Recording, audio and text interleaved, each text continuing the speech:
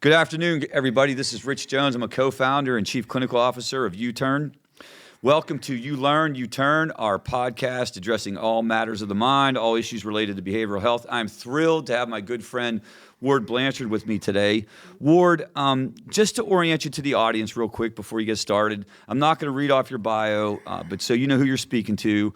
A lot of people in recovery, a lot of people who work in the industry, but also a lot of folks who are kind of on the outside of the industry wondering about, how do you help people with substance use, healthcare providers, for example, teachers. It's a pretty diverse audience.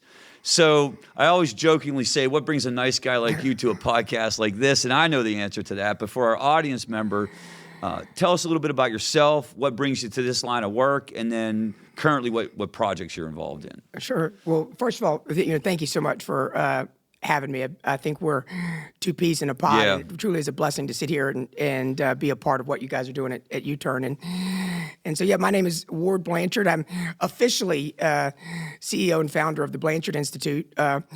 Unofficially, I'm a person in long-term recovery and extremely passionate about helping families and individuals and families struggling with substance use disorders and mental health issues. Just extremely passionate about that. And that passion and that fire really comes from, my family was hit by this, and I was pulled into the industry professionally. And it was one of the stories that you and I have heard, sadly, thousands of times where, I was in my teenage years, and it was the late 90s, and I was a happy, healthy, typical high schooler, and all of a sudden I came down with a medical illness, and I remember it like it was yesterday. It was, How old were you? I was 18 years old. Okay. And really, it was the day before I was supposed to report to the school that I had long wanted to go to, UNC. I was actually Athlete of the Year of North Carolina in 1999, and then 2 weeks after I accepted that award, I couldn't get out of bed.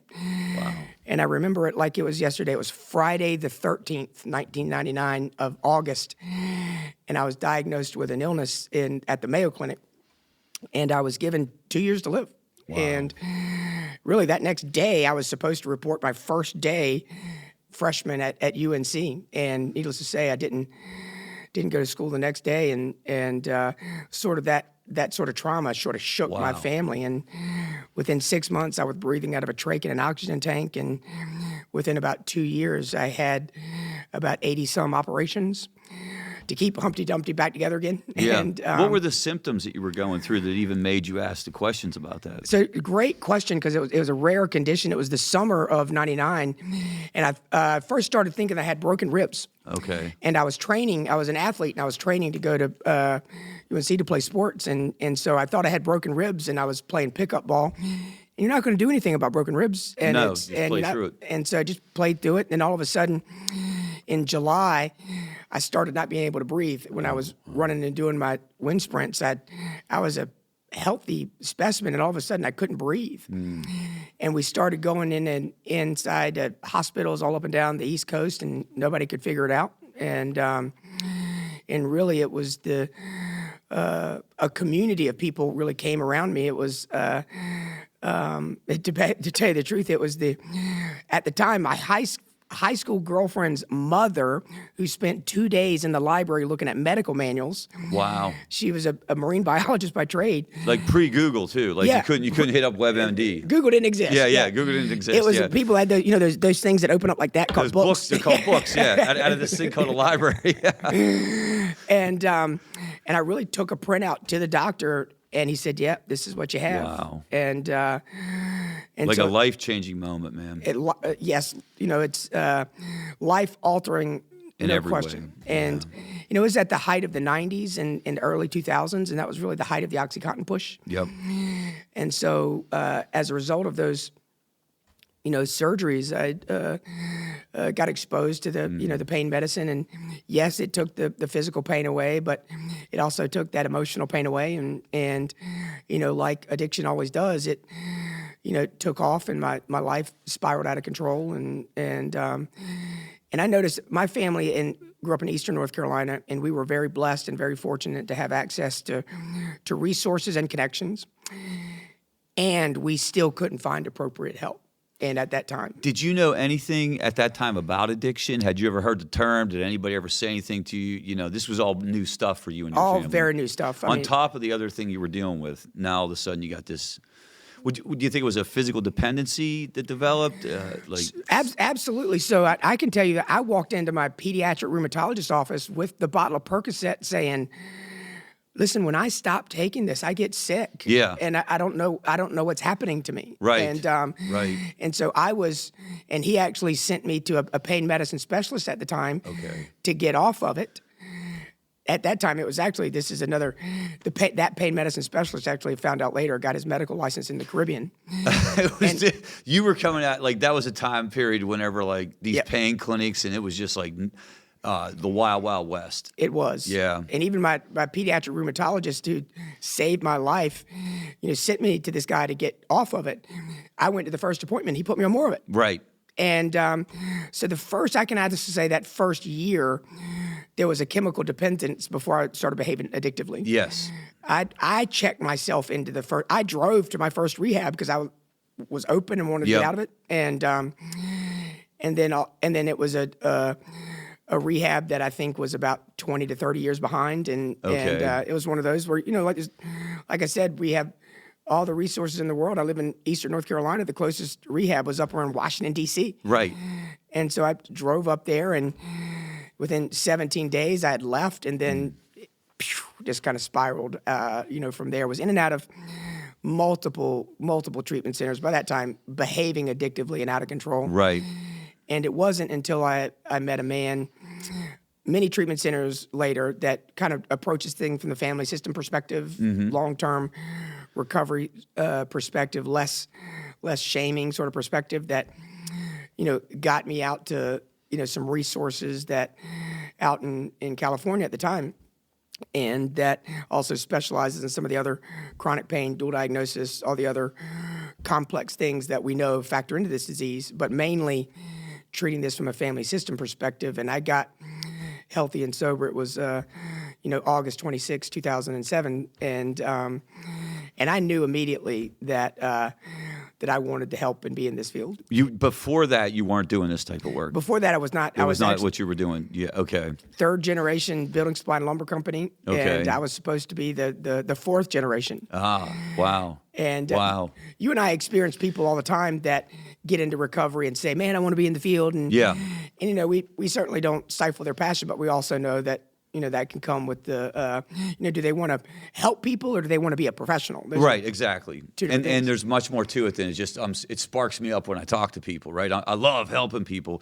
There's so much more to it than that impulse. Yep. But that impulse is good. Yes, impulse is the seed is there, and so I ended up staying out in California doing the long-term recovery deal, and actually was very blessed to have men and women in the field sort of take me under the wing, train me, cultivate me, and I worked out there, went back to school, got my MBA in healthcare, got my drug and alcohol therapy license, my MFT license, the mental health license, exposure, volunteering with mental health, LA County, in custody drug treatment. Really just wanted to take all that I learned, bring it back to this state, and help out the Tar Heel state. And so you're out in California, sort of building your skills, learning about the industry. Did you always know you were going to come back to the East Coast? That was always the long-term plan. Okay. When I was out there in the desert, that I actually learned that it was a whole lot better for my health and breathing. So I ended up staying out there for about a decade. Okay. And just could not have been more blessed with the men and women the professionals that really took me under the wing and taught me about the family system approach, that. Let me ask you some questions about that, because we've talked about this before, but there really was, and I don't know if it's still there, but there really was this ethic among the professionals in the drug and alcohol field when I got into it 23 years ago of wanting to pass information on.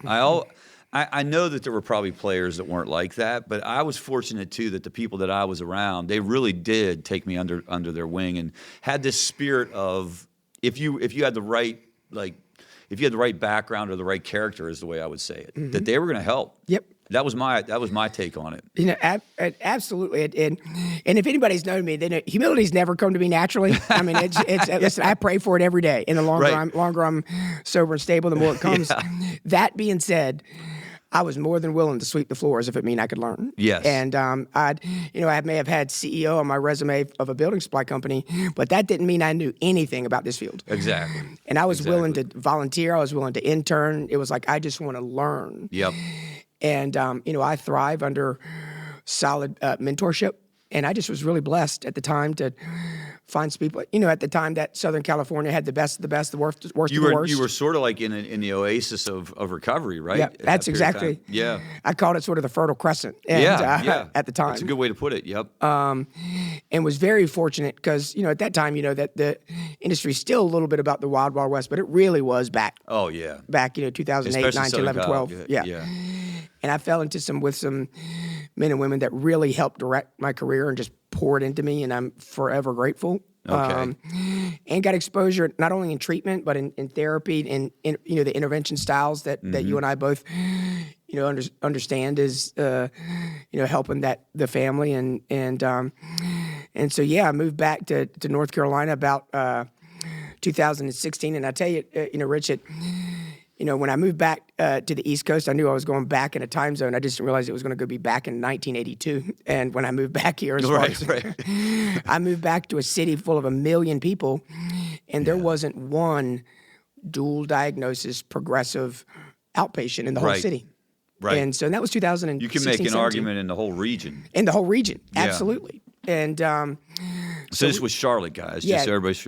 Yep. Yep. This was Charlotte, and at the time, I actually went to the North Carolina Healthcare Summit in 2018 and 19. And at that time, the medical director of Blue Cross and Blue Shield said North Carolina had their highest rate to overdoses to the lowest rate of available resources of any state in the country. So like the perspective of how many people are dying versus how much resources do we have? Yep. Wow. I did not know that. That's what. I guess I'm not surprised though.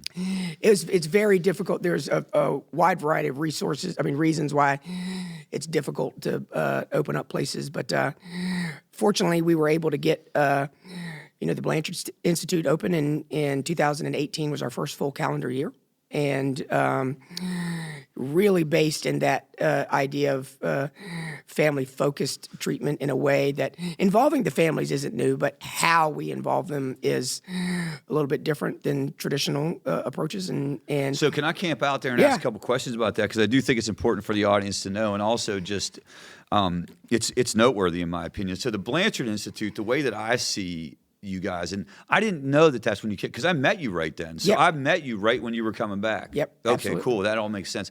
It's really focused on excellence at the community-based level. Am I getting that right? This is like, what do we need to do with people? Because people get real caught up in this idea. Everybody has to go to rehab. And there were some decent rehabs around the North Carolina area. Yep. But what do we do about this community-based? So talk a little bit about the vision that brought you from the West Coast. And it was to create this center of excellence, I guess is a way of saying it. Yeah, and you and I both, I think, we speak the same languages. There's absolutely an appropriate place for the bricks and mortar inpatient, the 30-day inpatient. Gotta have it. They had to chain me up for 36 hours. You need to behaviorally contained. I had to absolutely I did too, be locked up for a good amount of time. Right. But you and I both know that is the very small percentage. Right. When in actuality, providing long-term outpatient support, people learn to get sober and live in recovery in the stream of life. Yes. And so in 30 days, people, your brain heals and you have behavioral change with consistency, not intensity. Right. And so that 30-day intense model and then released into the wild doesn't have the best prognosis rate. Right. And so it's that. And to be honest with you, you don't get to develop a relationship with somebody inside of 30 days. No. And you don't deal with the day-to-day life stuff, and you don't deal with, like you said, all the real things that are going on that you can help a person with to navigate. And at the time, if you even think back then, residential centers are the only resources that had family programs, which did not make any sense to me because residential centers are like destinations. Like you fly there, stay there for 30 days or travel there, stay there for 30 days, then go back home. But they're the ones that have the family program. And they actually have least access to the family because Right. it's such a destination. And I felt that, people learn to live in recovery and live that long-term wellness approach in their own community, in their own support group.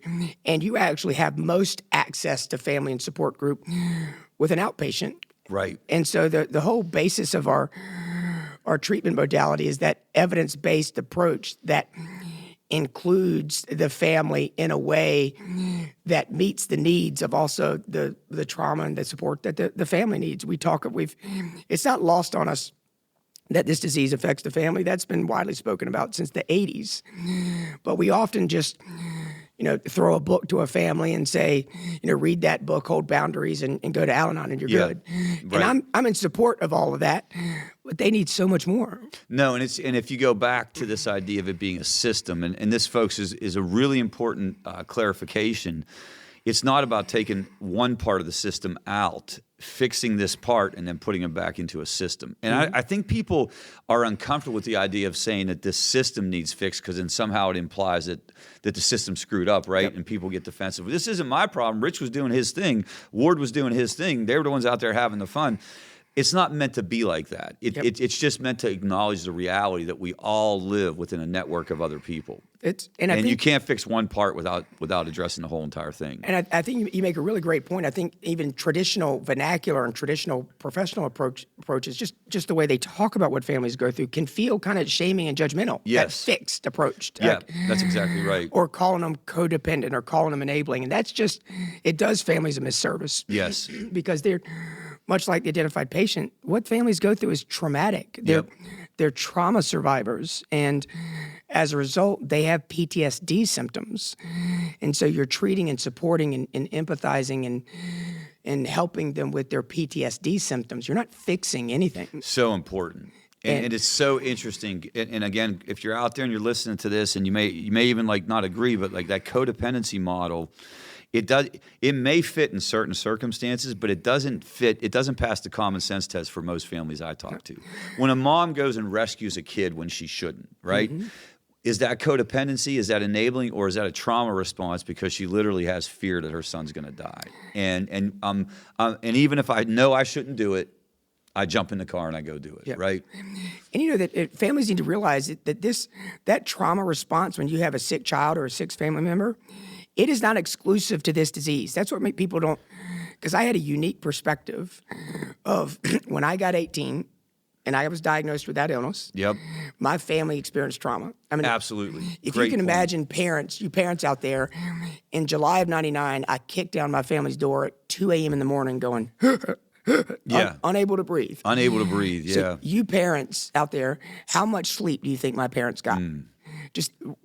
Still to this day, They react to the breathing of my voice. Yep.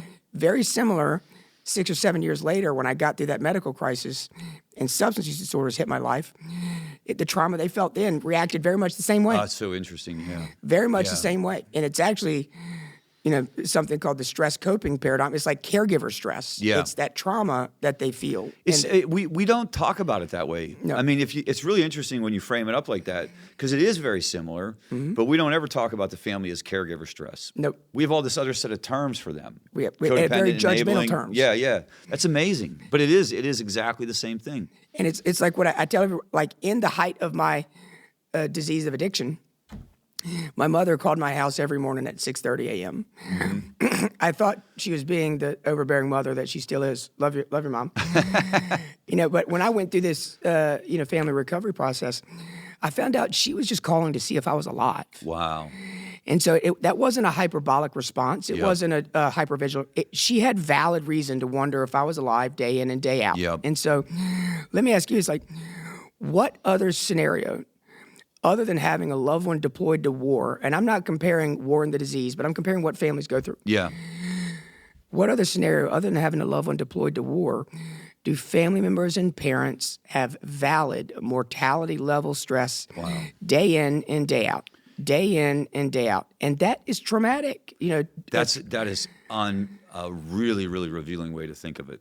I mean, what other situation that also makes it even a little bit different than maybe some of the other diseases, because we do know that there are bad outcomes for your other condition and stuff, but it wasn't necessarily like every single day. I'm not sure that this is the day that Ward's going to go down, but that's how it is, especially in today's world with addiction. Oh, and the chronic stress, like, you know, and I both know, trauma doesn't have to be a capital T. Death by 1,000 cuts is still, and that chronic stress is understandable. It's valid that family member. It actually talks about how much you love your family member, that you're having that stress. And so when we often use sort of traditional terms of codependent, and it doesn't quite provide the valid level of empathy that families deserve. No, it doesn't. And I don't know, what kind of feedback you've gotten about that. I noticed that the world is moving away from those terms, but it still is kind of holding the day for the most part in our field. Yep. That is still like the paradigm. And so the good news is it's moving. It's moving at the pace of a container ship, but it is moving. It is moving. One of the things that's unique is, Rich, when I was finishing up school, there was a famous or infamous healthcare article that said, when a certain medical procedure has gone through all the peer review, all the clinical support, all the trials, and is widely accepted as the way to treat a certain disease, it takes 17 years for 51% of the providers to start to apply it to their clients. I believe that, yeah. And that's in general healthcare. So if you were to ask me, our industry, behavioral health, is even further behind that. Yes. And now, so that's saying we're 20 to 25 years behind. And I know you've gone to other treatment centers, gone inside their family program, which is great that they have any family program, but they're using curriculum from the 1980s. They're literally pulling out like the old school, like all the stuff that we've seen a million times, even the caricatures of it. Yep. And again, I'm not saying that the models didn't have a place. Honestly, like a person I would consider a great mentor of mine, Robert Ackerman, he wrote several of these books, but it like that whole like thing where they put people in different roles. You're a scapegoat. Yep. You're the hero of the family. You know, you're the mascot of the family. It was all developed mostly from the perspective of the parent being the addict, and the family you were dealing with were the kids. And that part of it, they haven't even shifted yet. And we're actually, thank you for bringing that up. We're actually trying to figure out more appropriate names. For the roles. Yeah, for the roles. Yep. And so, like for instance, and that vernacular matters. Like, when we talk about people relapsing, here at the Blanchard Institute, we talk about it in terms of reoccurrences. We don't use the terms right and wrong, because that's more like character decisions. We use the words talking about, is it healthy or functional, or is it unhealthy or dysfunctional? And so those type of details and nuances matter. And collectively, our hope is the first experience that anyone needs at this time is that empathy, and that empathy hopefully will help disarm the immediate crisis that everybody validly is in, so we can begin to receive the help and the perspective shift that everybody needs to get healthy again. Because it's not that the clients and their families and the professionals disagree on the fact that somebody needs help, but often there's some misconception of what that help actually looks like. Yeah. And so at the Blanchard Institute, not only do we want to provide the actual evidence-based help that is of modern times, but also do it in a way that is very compassionate and empathetic, in a way that allows for people to heal. And the other thing I think that kind of promotes this or makes it hard for change, like if it's 17 years in general health care, it might be 117 years in behavioral health care, because the stigma really keeps change in a box. Yep. And my theory around that is nobody really is going to go complain about their rehab experience, because nobody wants to even say they were in rehab or say anything about how they were treated there, or their family got no support. You just want to be over with. Yep. It's not the type of thing. Now, I do think that's also changing, and that may be the thing that actually pushes change. You're starting to see things like class action lawsuits. You're starting to see there was a treatment center around here that was sued because a person got kicked out, administrative leave, and something bad happened. You didn't see that even 20 years ago. You could kind of do whatever you wanted to an addict. Yep. And basically say, you're lucky you got a roof over your head. Right. That perpetuates some of this BS that continues. Because when you really look close at it, it is a head scratcher. It is. It is a head scratcher on how do we actually think like this. I mean, even and families through no fault of their own, our healthcare system is not set up to help or make this easy on them. This is the only disease in the world where we tell families to wait to the highest level of acuity or highest level of severity before you do anything about it. Yep. Would we tell a cancer patient you have to wait to hit rock bottom? Or tell his family we're going to wait to start chemo until he's learned his lesson. It's like, I know we caught it early. I know we caught it at stage 1, but why don't you not do anything, go back out there, maybe eat right, maybe lay in the sun a little bit, come back in here when it's cancer stage 4, when it's really difficult to treat, really deadly, really impossible, and maybe it's then to stop. And you have the appropriate level of motivation to make sure you're taking your sunscreen and doing everything you need to do. And that's something that also drives me crazy, and I know it does you too. And if I live the rest of my life trying to shoot down a statement that professionals and even sometimes the recovery community tells families or clients is that you really have to want it to get better. Oh, yeah. It drives me up a wall. It's so not true. And it's so important for families to do that. That's actually one of the most important concepts I think it's important for families to take. And I clarify this with families. If somebody's going to live a lifetime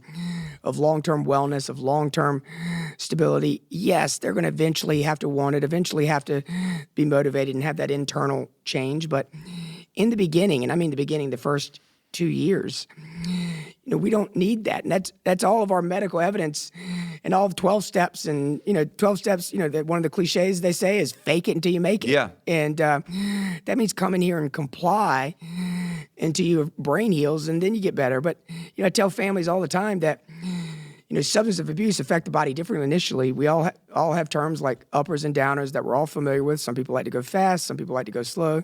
Affect the body differently initially. But in the end and in the long run, all of those chemicals affect the body and the brain the same way, and they shut off or severely diminish the activity in the frontal cortex. And why is that so important to what we do? This conversation, involvement of families, and without geeking out in neuroscience, is the frontal cortex that's not working properly, that controls ethics, morals, executive functioning, common sense, emotional regulation, decision-making, individualism. That means everything that makes somebody unique, it's not working properly. That's why the most common statement we hear families make is, I just wish I had my son back. I wish I had my daughter back. It's like Invasion of the Body Snatchers, Dr. Jekyll and Mr. Hyde. My family called me Wardzilla. Yeah, yeah. And so why would I expect a patient with the brain that's not working properly to want it, be motivated, and not only that, know what he needs? It's like, listen. It's an unbelievable dance. It really is. And I can tell you from my personal experience, one of the things that has happened in my life is I've had a couple adult kids go through some things, and that's tough. And now I'm on the other side of it as a family member, and I'm struggling with all that stuff. But then I had this realization, Ward, where like what my family needs is an expert in the field to help them navigate. And I'm telling you, if I did not know how to do what we need to get done with my daughter, we would be screwed. Yep. Like there would be. I went to every single person I could go to, like through the system, right, as it unfolded, because it was in another state. And I don't want to bang on any systems, but it is what it is. And I wasn't familiar with this particular location or these people. And I'm going to tell you, it opened my eyes. Yeah. Because when I had problems in South Carolina, I had all the people in my pocket. Do you know what I mean? Like I could make the calls, I could pull the strings. In Arizona, I didn't have that. And I got to see really what it's like for a family to go through it. And you just get to these points where these professionals, and these poor professionals, it's not even on them. They just look at you and go, I'm sorry, we got nothing else for you. That's exactly While right. your loved one is literally unraveling and you are like thinking of the worst possible outcome. And these poor people, you could tell they don't even what they have to do. And Rich, I consider you one of the people I look up to and one of the elite in the field, and you still had trouble. Yeah. Like, can you imagine the family member Terrifying. navigating that system? Right. And that is traumatic. That is trauma on top of trauma. Yes. And so, our goal is. So when you created the Blanchard Institute, you created it through that like lens of obviously we got to do what we got to do to create a PHP and an IOP, but we're going to have a family component to this. And very much treat this just like any other disease. This is a healthcare crisis. Yes. There's nothing, it's like what I tell people is like chemotherapy, radiation, that trach, all of those 60 surgeries, I didn't want one of them. There was no motivation. Right. It How sucked. willing were you to go get cut on? Right. Yeah. I was angry. It was unfair. It was inconvenient. and it was still the appropriate path to save my life. Wow. And so what we promise you is not that we're going to guarantee, recovery, because we can't do that. Right. We can guarantee that you're not going to have to do it alone. That's a great statement. And There's a movie, and I don't know if you ever saw it, but it's with Helen Hunt and Jack Nicholson, and I can't think of the name of it, but Nicholson's like this really wealthy guy. Helen Hunt is a single mom with a kid with a breathing issue. Yep. And he's a writer. Yeah. Yeah, and she takes him to the emergency department over and over again, and they basically send her home. And there's one scene where Nicholson pays like for his private physician to see this woman, and he says that to her. He says, "I can't guarantee I can cure what's going on with your son, but I can guarantee that you don't have to walk this alone." Yep. And the look on Helen Hunt just goes from like tension down to like, "Oh my goodness, thank you." That's what we're doing. Yep. And I don't think people really understand how powerful that is to families. Listen, I felt that, and that's actually what happened to me when I was 18. And so I knew how powerful that was. Yeah. Actually, the Mayo Clinic actually told my family to go home and start grief counseling. Wow. And we left there and went to another place, and the surgeon that actually saved my life said the same thing to me. Wow. It was like, I know these other places have turned their back on you. Said, I can't guarantee that I'm going to fix it, but I guarantee you're not going to have to do this alone, and you and I are going to try to figure this out together.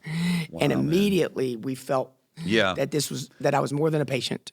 All of these experiences inform your philosophy on treatment and care. All of these experiences. Because hope, listen, this isn't psychobabble. Hope heals. Yeah. And it just, that level of empathy. Listen, the two most powerful words you can say to somebody when they're struggling are, me too. And no doubt. You don't have to do this alone. And so more than anything, more than a treatment experience, it's a relationship that you get. Yep. And establishing that relationship with the family is most important. And it's not voluntary as much as what we tell people is, if they don't want to include family in our treatment and we're a month into it and as, for all intents and purposes, as long as it's a healthy scenario, we let them know, listen, I hear you don't want to involve family. That's what we do here. Yeah. That's the type of treatment we provide. It's all over our website. It's all over the admissions documents. It's all over everything. We're not going to leave you with nothing, but we'll get you somewhere else. Where that's all they do. If you want to stay here, this is the treatment we provide. Yeah. And, you and I both know we can't tout official success rates because there's no, what's successful to one person is not success to another. But I can tell you that in the 6 years of us tracking outcomes, people remain in treatment twice as long as the national average. And as we know, huge. That's huge. Which is really like what you really should focus on. Yep. Because at the end of the day, we know people get better.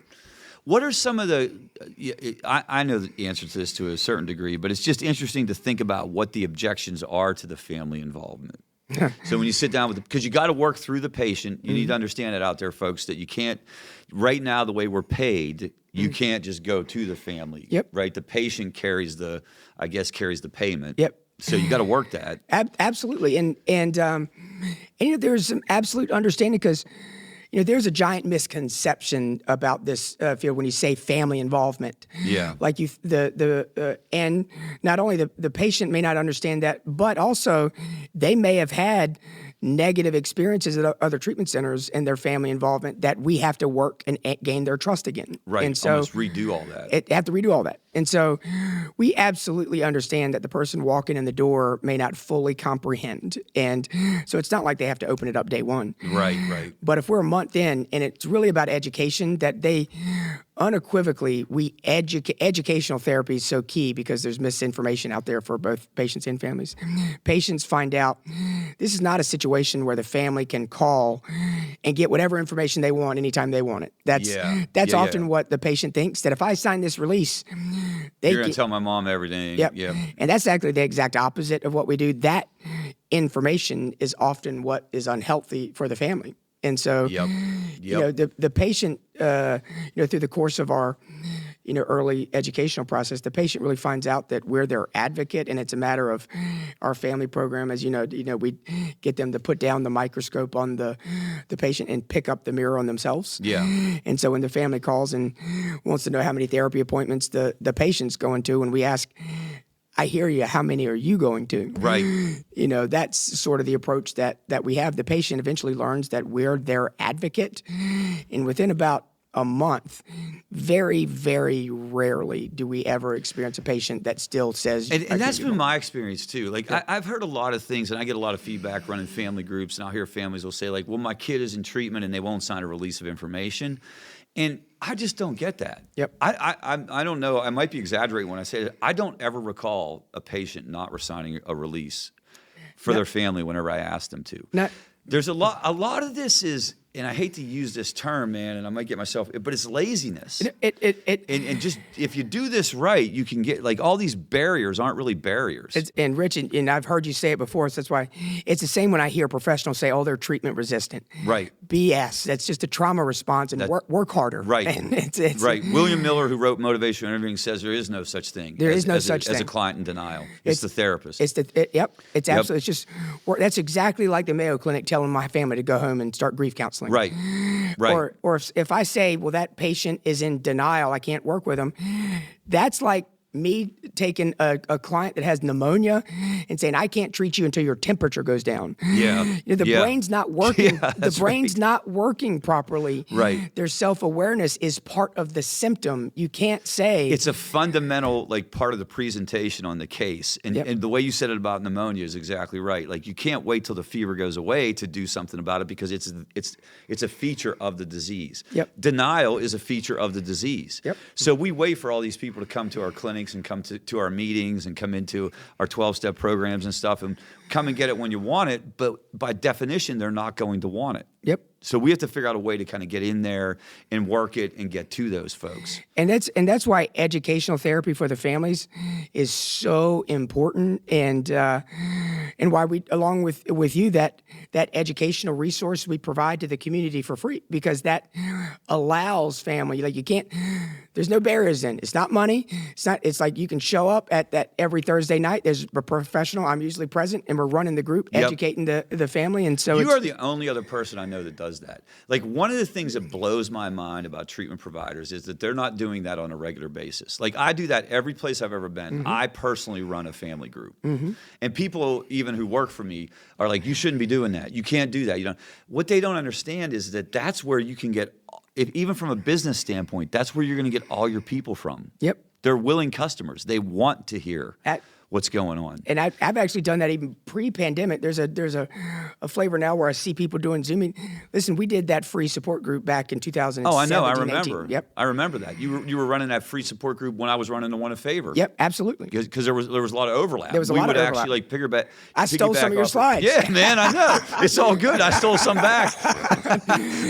You gave me a handbook, dude. I mean, because because when you find somebody that speaks the same language, it's like, here I have a foxhole professional that can help me, is in the foxhole with me. Well, dude, and with you and me, for me, I can only speak from my side of it. I was like, thank God Ward's here, because you also can start thinking you're a little crazy if you're the only one saying this stuff. Am I, like, doing this wrong? But I believe in it so much that it didn't. But a lot of people didn't want to hear it. No, listen, the healthcare system, we're fortunate enough to be participating in continuing medical education for some of the larger medical providers. And I've sat in front of 400 medical school graduates and said, how many of you guys have had 1 week's worth of training on addiction?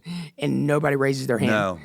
And this is now These are the people that are going to be seeing these folks, for sure. 7 years after, at the time, the United States Surgeon General said we were in the worst public health care crisis we'd ever been. 7 years after, our medical school graduates don't have We still don't have it. Nope. And I love, listen, there are individual psychiatrists out there that know what they're doing, but as a whole, psychiatry, and they will tell you this when they're in the closed room, they're the only medical specialist that doesn't look at or measure the organ they treat. Oh, yeah. And so how can you? That's a good thing to put a pin in, right? Like, it's the only condition where we don't actually take a look at the organ we're treating. Yep. Nobody actually looks at our brain. No, especially when your brain's not working and you want to save 30 minutes once a month and the only context you have is the self-report of a patient whose brain's not working. With a cluster of symptoms that could mean anxiety or could mean PTSD or could mean depressive. Like, if you really wanted to, you could fit them into many different categories. Yep. Oh, absolutely. And so that all of this, that the healthcare system is not set up to help and make this easy for families. And that just compounds the trauma they're already feeling. Yep. So when you're looking for a place, you kind of pick North Carolina for obvious reasons. You're from there, the Charlotte area, kind of a wide open market. And you go in and you establish the Blanchard Institute. I know how it's going, but just share with the audience that starting anything is tough, but I know you guys are rocking and rolling. You have 2 locations now. Like, how's it gone the last few years? Absolutely. Well, there's no question. Anytime you do a startup of anything, that it takes 5 years to become an overnight success. People think you do it in a day or week, but and then when COVID happened, that really transformed not only business and industry as a whole, but certainly the healthcare system and the behavioral healthcare system. And we were very fortunate to. And I'm still very fortunate today. The staff is a huge part of our success. Listen, we're very blessed that we were well received in 2018. We were very well received because ultimately we want to provide treatment, but we also want to provide affordable and available treatment. Right. Because you and I both know it can get out of control in a hurry. Certainly. And so one of the things, in order to do that, we knew we had to have a good relationship with payers in order to make it cheap for families, but also we couldn't allow payers to drive treatment. Right. And so it really took a lot of... Even drive the type of treatment you could do. Drive the type of treatment. Not just the payment, but like what you're allowed to do and what you're not allowed to do. No, absolutely. And so we knew we had to have community relationships with the other professionals that are part of the healthcare system. Yeah. And so we spend a lot of time trying to build relationships with people at payers. So it's like, listen, look what we're doing here with these family services. And we'll give them away when we have been giving them away for free. Yeah.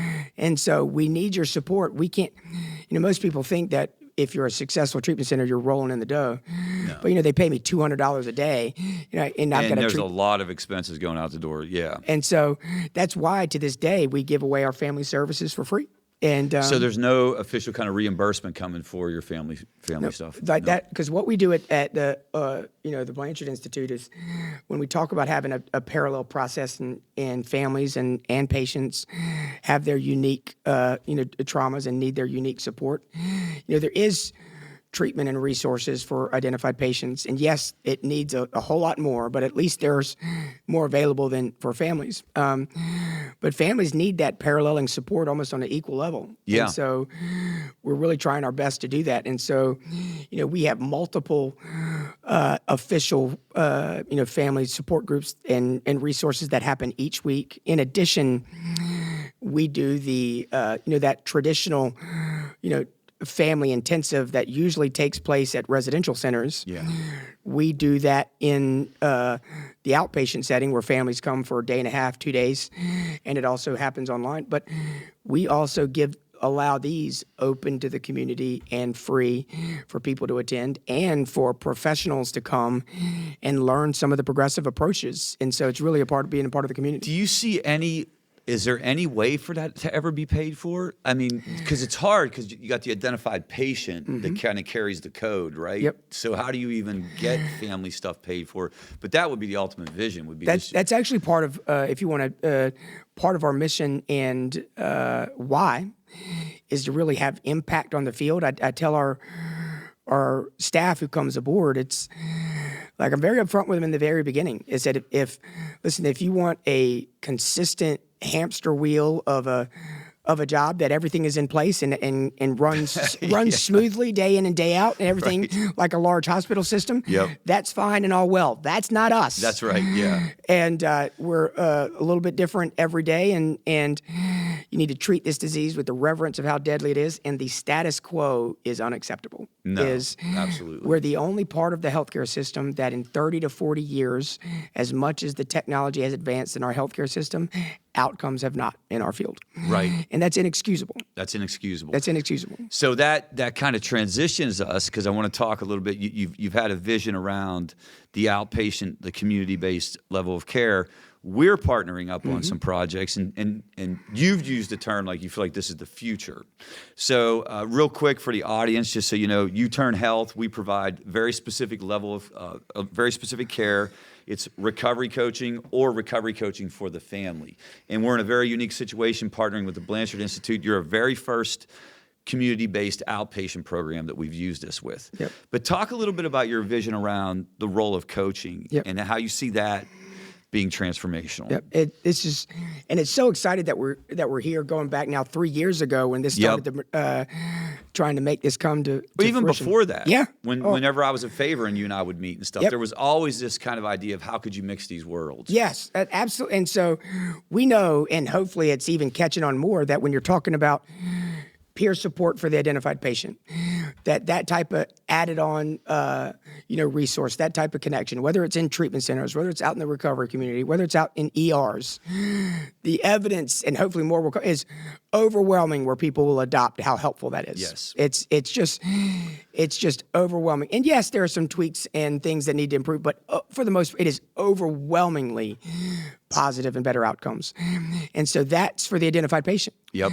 And so we tell families and have a parallel process. Actually, one of the lines in our approach is the family system is our client. Very cool. And so how do we have a coach for the client? Yeah. Yep. And so the fact that you guys are not only doing peer support coaching for the identified patient, that you guys also are doing family support coaching in a paralleling way to the families absolutely just augments and enhances what we're trying to do. Yep. So what'll happen is as people kind of enter into the Blanchard Institute, the family will then have an opportunity to work with a family coach. Yep. And for clarification on what a family coach is, this is somebody who's gone through this themselves. So, for example, in my life, I would qualify as a family coach based on my personal experience with my daughter. And I have to have a certain level of stability. I have to be able to articulate my recovery pathway. I have to be okay if I'm going to help another person. But then taking that person's lived experience, training them and certifying them, and then they become the conduit to the family. Yep. And that is something that you and I think should become like almost like a mainstream service. Oh, it has to. I mean, if you think about it, and this isn't in place of the comprehensive family services we already have. Right. This is on top of that. Right. And so I would actually challenge any outpatient continuum with our current family resources that we do every week and the family intensive that we provide as is, that is more robust than is provided anywhere. Oh, I think it's not even close. And then we add Youturn on top of that. Yeah. And we do that at no additional charge, no additional financial burden on the family. It's like that means that in addition to those family resources, in addition to the professional therapy help in the classes, they get to access a family coach anytime that they can call, and they hit that Saturday, which, in an outpatient continuum, you may be closed. Yeah. But Saturday at 7 p.m. and they experience a crisis and they need somebody to help walk them through, that they can pick up the phone and call at any time. Yeah. I said, now we're talking about when we're finally saying parallel process deserves paralleling support, we're finally getting in the range of meeting the needs of the trauma of the family with the support and partnership of Youturn. No doubt, and it's somebody who again is able to provide a service that the clinical world really can't provide. That's exactly Don't right. get me wrong. The clinical world can listen with empathy. Yep. And be fully present with the person, but can they? It's this ability to say like, yeah, I've been there, Yep. done that, and people pick up on that. They know that. And I can't explain it because I can speak for myself. There's something comforting about it. Like even when you and I talk and you share personal stuff, I feel better knowing that Yep. what I'm talking about. And that's what we're trying to tap into. I think, you said it best. Professionals can absolutely treat this disease appropriately. They can provide that empathetic presence. But that true altruistic empathy that reaches on a deeper level, like people don't engage with what you do, they engage with why you do it. Right. And so Right. you can just feel that.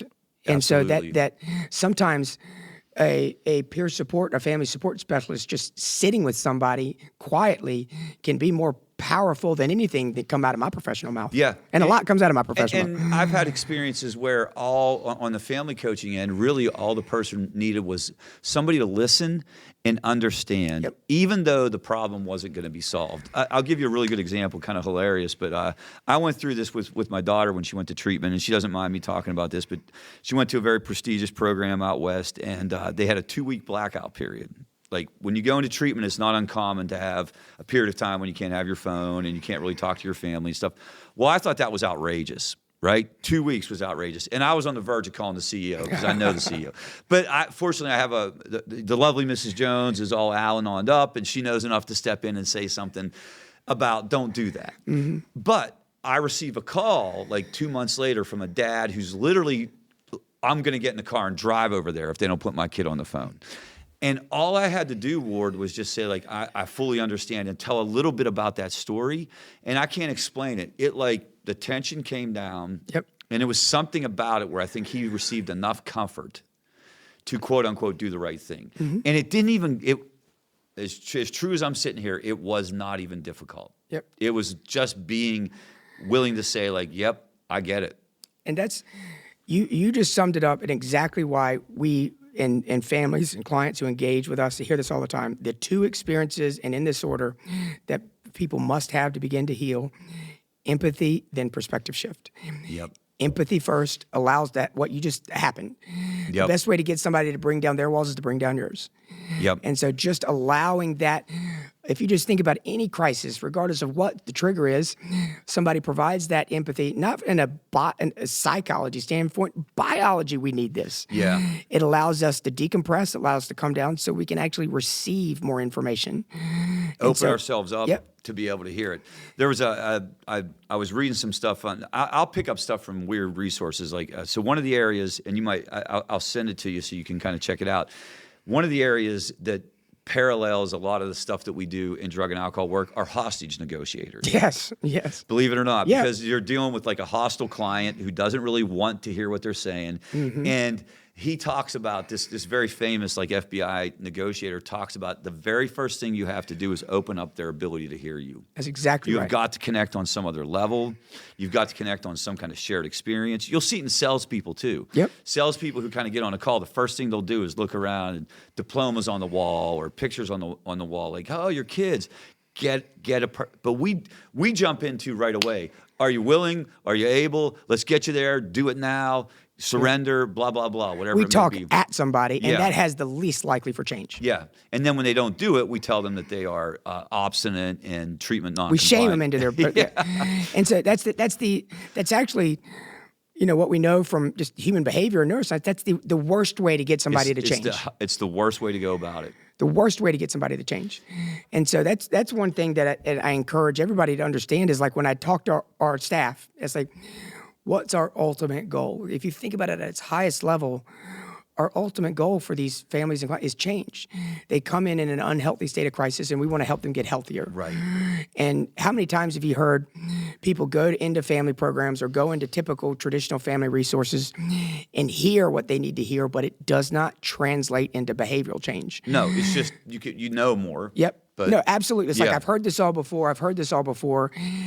So what if you've heard it all before? What are you prepared to do about it? And so really that also requires the professional to understand, how do you communicate in a way that inspires change? Yeah. Actually understand at its very root what really causes consistent behavioral change in people. And so communicating change is a whole lot different in communicating just to retain the information. Yeah. The hard thing about it, and I know you've experienced this with your shop, and we're Youturn, this is our challenge too, is scaling this stuff. Yep. Because we want to be able to have a manual. We want to be able to have a workflow or a process for everything. But the problem is some of this stuff, you can't workflow it out. Could not agree with you more, because very much as we scale, because my ultimate goal is, it's not about business. It's how do we provide this resources to as many people as possible to touch and heal. The greatest number of people we can touch. Yep. Yeah. Yep. And so as we scale, how do we repeat this special sauce? Because sometimes, listen, I can't tell.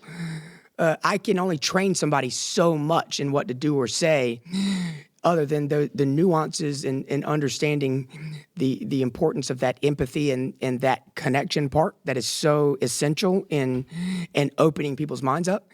I can't put down a manual or read academics to teach me. That's more than just skills, which skills are defined as things people develop for known situation. These are more attributes. Absolutely. And attributes, when you have crisis and uncertain future, it requires people's attributes, what's inherent, their communication skills, their self-awareness, their situational awareness, their ability to have compassion and understand that's different than being nice. Yeah. Completely different. Yes. And so that's also all really important for families, clients, and professionals to understand. And anybody in my staff will laugh when they hear this because they're tired of hearing this, is we've lost the ability to have crucial conversations from emotionally connected places. Right. The difficult conversations. That's why we send long text messages to people. It's not because it's convenient. Who are we kidding? It's because we don't want to be on the phone with you. We don't want to be on the phone Yep. or in front of you and have that uncomfortable conversation. And it's such an honest thing to say. Yep. And it happens in therapy all the time. Therapists do it all the time. And it's very tough to say. I'm not trying to talk about any specific therapist or anything like that, but they'll avoid conversations like anyone else. That's exactly right. I heard a person call it, they said, an emotionally aversive therapist. That's that exactly right. Doesn't want to go there. And so that's actually something from the very beginning we tell families. Customer service is not our top priority. Right. It is a priority, but we're not there. Listen, we're not there to tell you what you want to hear. And I don't believe in this, take the cotton out of your mouth, put it in your ears, just shut. I don't believe in that. Listen, I want to tell, truth without kindness doesn't mean you're being honest. It means you're being an asshole. Right. And so, compassion is empathy into action. By its very definition, it's uncomfortable. Yes. And so we're going to have those uncomfortable conversations, a lot like I took from that doctor who diagnosed me at 18 and told me I wasn't going to live. Don't you think that's a difficult conversation for him to have? Yeah. Would you rather him sent me out the door and said, nope, everything's good, pat me on the butt, go get him, champ? Yeah, have at it. You're good to go. It's our job to have uncomfortable conversations in a very compassionate way. And that's what we're going to have those with you. I said, it's not accusatory, it's actually symptomatic, but the difference is we're going to be there with you and help guide you through this discomfort. And the other thing that we're adding to the mix is, so you have this excellent clinical experience, you have somebody going through the process, helping the family and helping the individual patient process these things, but then backing it up with a lived experience, a coach in the community who probably dealt with similar stuff, who can kind of validate that. Yep. So Ward tells me that I need to, stop paying the rent because, it's continuing, it's supporting this person's use and stuff. And I don't know if I buy what Ward says, but then I call this person who's been through it and it backs it up. Because that's the other thing. We're not reinventing what needs to happen because you can't really reinvent that. Nope. It's pretty straightforward stuff that needs to go on. Because people want to try to say, man, how do we do it the Blanchard way? I said, listen, I don't want to, as much as humility doesn't come to me naturally, I don't want to take credit for it. This is not rocket science. Right. I said, I'm just following the evidence and what we say. Yep. Family support, parallel process. They need all this stuff. I'm just leaning into the discomfort and providing it. That's what actually. It's the if you look at motivational interviewing, for example, it drives me crazy. For 25 years, everybody's talking about it, and every addiction provider in the world is sending all their staff to go and do this. But then, the moment they get back, it's you are going to go to 12-step meetings. You are going to get a sponsor. You're going to do 90 and 90. And I'm like, where's the motivational interviewing? Yep. It's almost like the field wants to get in on it, but not really get in on it. 100. That is exactly and its own self. Some of the barriers that happens to our clients. Right. They'll learn it and hear it, but they won't apply it. And that's really where the difference is. We talk about parallel process. Yeah, no, absolutely. At the industry level. Because we actually talk to our staff about that. It's and when we're talking, because the key to a client's experience is engaging with a happy, healthy staff. And if we can't have uncomfortable conversations as a staff, how are we expecting our clients to have uncomfortable conversations? Absolutely. And so what you just said as far as being able to have, it's about application is the key to transformation. It's an action word. Change is an action word. It's so much more than just knowing it. How do we actually apply it with our staff, with clients, with our families, with our community? Yeah. Because each one of those, we've processed this pandemic, not COVID. We've processed this addiction pandemic enough. It is time for action and on Yeah, every we know level. we have a problem. Yeah. Like, we don't need to sit around and identify that part of the equation anymore. Yep. We're all very, very clear. The other thing I wanted to touch on, Ward, that's been interesting just based on your experience, you have made some progress with North Carolina Blue Cross Blue Shield and some of the payer systems. Yep. And there is maybe not a huge light at the end of the tunnel, but there's a glimmer down there, right? That people might be thinking a little bit different on how to pay for some of this. Because I actually think that's important to recognize, because it's, the partnerships that are going to have to be required across the board for key stakeholders in our community in order for us to really provide the help the clients and families and communities need. There is going to have to be partnerships between providers, hospitals, doctor's office, payers, and they have to understand what they're doing is not working. I mean, Right. you can't tell me, you can't look at the statistics for the past 30 years And say we're good to go. and say we're good to go. And so I actually had that conversation with Blue Cross and Blue Shield. Yeah. Like, it's like I got, 30 minutes with one of their CEOs one time, and I was like, this is all I got. I'm going to go for it. Yeah, yeah. And so I said that. I said, you can't tell me what you're doing is working. I said, Right. you can give me $200 a day, and I can have, volume-based one, overwork, underpaid clinician, and you have the same results, which are dismal. Or you can give us a little bit more. That will go 100% to resources. I'll even show you my bottom line so you see Yeah. it's not going to profit. Right. Let us treat this disease with the reverence of how deadly it is, and see what happens. And you're seeing some of that. And I'm seeing some of Yeah. that. And we had some success with South Carolina Blue Cross Blue Shield as well, like thinking a little bit differently about how to pay for this stuff. Yep. Again, to your point, is with the speed of a shipping a container. What do you call it? A container ship. Container ship. That's a good one. I have to remember that. But basically, it's not happening fast enough. That happened fast But enough. some stuff is going. With the hindsight of looking back over the last 25 years, there is some movement. Yeah, it's absolutely important to recognize that there is movement. There is movement. And I'm optimistic. It's Yep. that the conversation can continue. And that's why I'm so excited about y'all's partnership, is we were able to move the needle without adding you guys prior. Right. The fact that we're adding you guys and then saying, listen, they get this added family support, this added peer support, the entire continuum. And we're not charging them anything. It's just because it's the right thing to do. It's the clinical thing to do. It's the evidence-based thing to do. It's the way that we all know is the best way to treat this disease. And that is what we're going to show them, that that's the best way to treat this disease. And again, I feel like where I'm at in my career, I'm going to spend the rest of my career doing this. I'm not going back to the cookie cutter stuff. No, I refuse to. I'll work at Walmart as a greeter first, and I'm just not going to ever do that again. And push this thing as far as it can go. Mm-hmm. And maybe some other people need to come up behind us, but this has got to change. It has got to change. Something has to shift. And I think oftentimes that, disruptor is used, too frequently without people truly understanding what it takes to disrupt. Right. But we've got to. I mean, it's like you can't be in this healthcare field and even be remotely connected to behavioral health. Look at the just sheer facts and data that in all of our healthcare advances and all of our technology since 1980s, prognosis and access is virtually still the same, and shame on us for that. Yeah, it is. I mean, because It we really know is. better. Yeah, it absolutely is. And I know that healthcare in general is like that too. And Mm-hmm. people could sit here and I get it. I totally agree that the same kind of challenges exist with other diseases and things like that. I just happen to work in behavioral health. That's exactly so right. I happen to see it a little bit closer than other things. I'm not trying to say that we're the only victims Yes. of a screwed up system, but I am saying we got it wrong. Yep. No, it's absolutely. It's like just because we're saying there's a problem here doesn't mean it's not a problem elsewhere. Right. This is just what I'm passionate about. This is just what I'm like, and what we know about. Yep. And you can't. But to your point, you can't deny it anymore. No, you can't. You can't.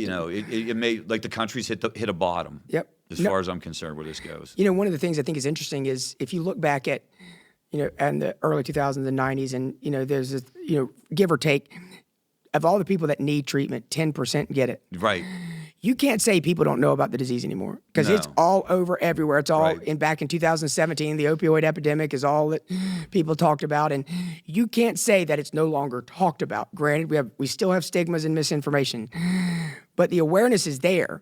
and still 10% only people that get it. Yeah, and you want to get real about that. The reason is these folks do know that they have a problem, but they look at what they perceive as the options, and they say, no, thank you. Yes, I'll exactly. take my chances with fentanyl. Absolutely. Because I am not going over there again and getting ripped by this dude, who's going to tell me how bad I am and how I need to get my act together.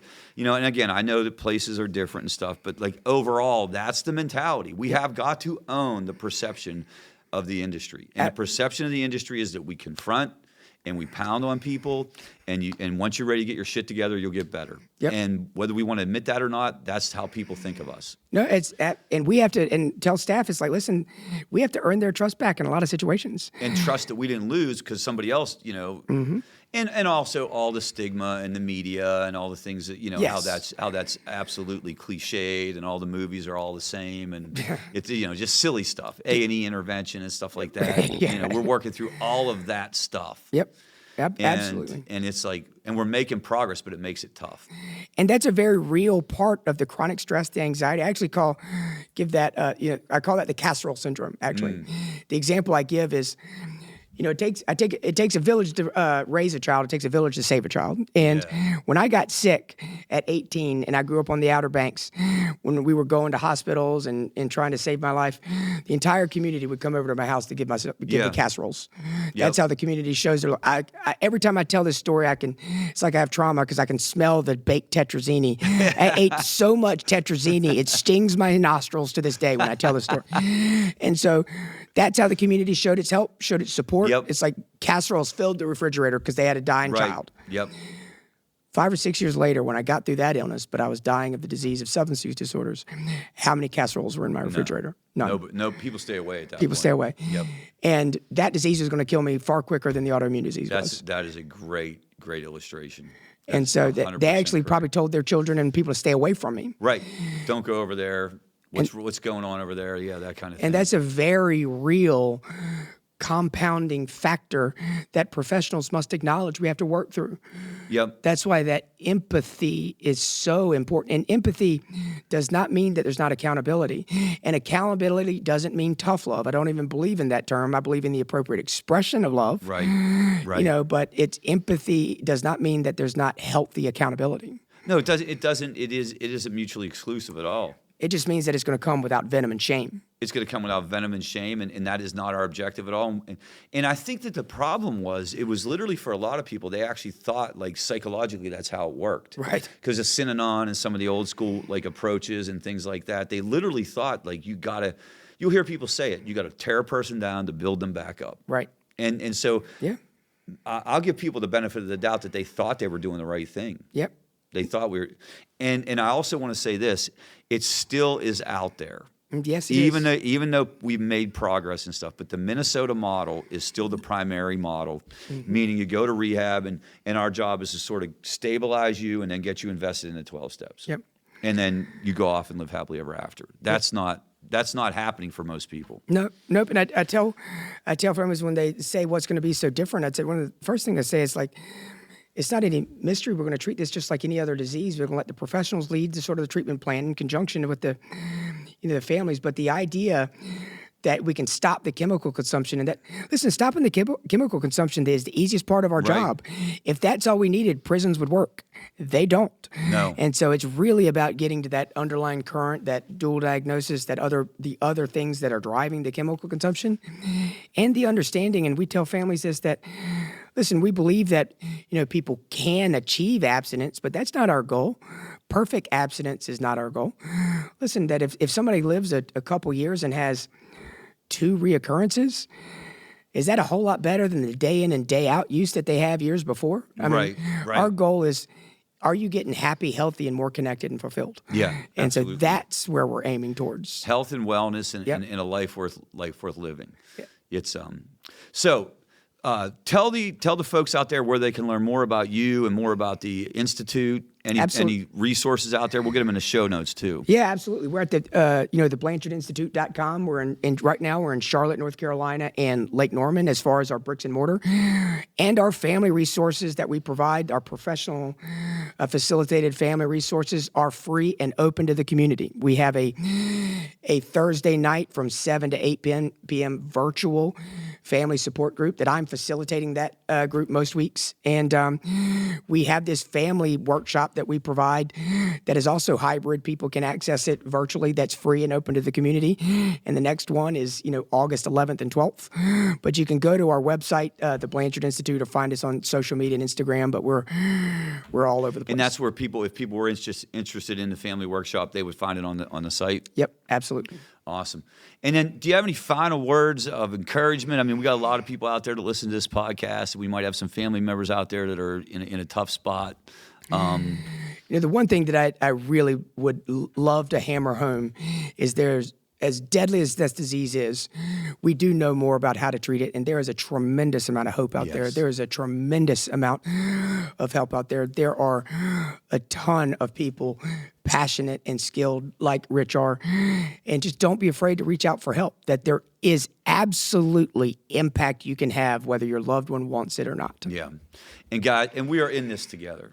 You heard Ward's story, you heard my story. Like, we are all in this together. This isn't a situation where we got our act together, call us, we're going to tell you how to get your act together. We want to do this with you in a collaborative way.